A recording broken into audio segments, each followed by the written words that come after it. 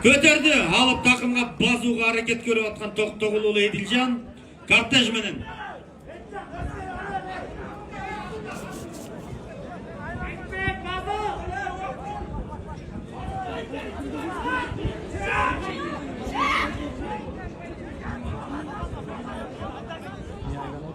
Бұл екінші тайм.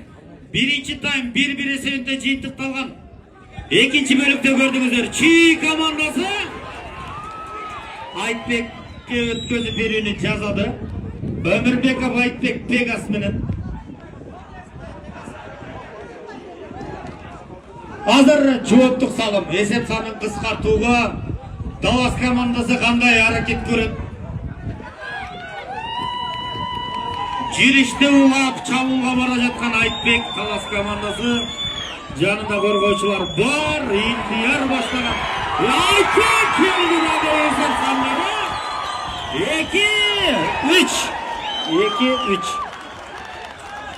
Мына ушундай болду.